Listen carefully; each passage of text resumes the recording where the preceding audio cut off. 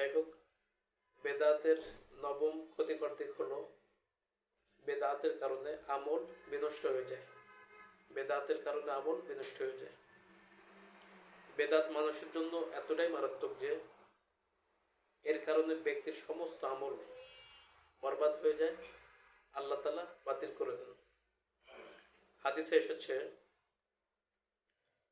আন আলিয়িন ক্বাল মা ইনদানা শাইউন ইল্লা কিতাবুল্লাহ ওয়া হাদিস সাহিফা আন নবী সাল্লাল্লাহু আলাইহি ওয়াসাল্লাম আল মাদিনাতু হারামুন মা বাইনা আইরিন ইলা কাযা মান আহদাথা ফিহা হাদাথান আও আওয়া মুহদিসান আলাইহি লানাতুল্লাহ ওয়াল মালাইকাতি ওয়ান নাস আজমাইন লা ইয়াকবালু মিনহু সারফুন ওয়ালা আদলুন।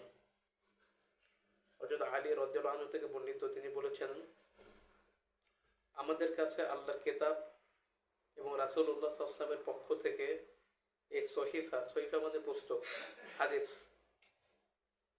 এবং রাসূলুল্লাহ সাল্লাল্লাহু আলাইহি ওয়াসাল্লামের পক্ষ থেকে এই সহিফা ব্যতীত আর কিছুই নাই।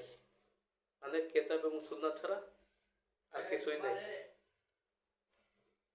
এতে বর্ণিত আছে, অর্থাৎ হাদিসের মধ্যে আসছে, মদিনার আয়ের নামক স্থান থেকে অমুক স্থান পর্যন্ত হারাম, অর্থাৎ সম্মানিত।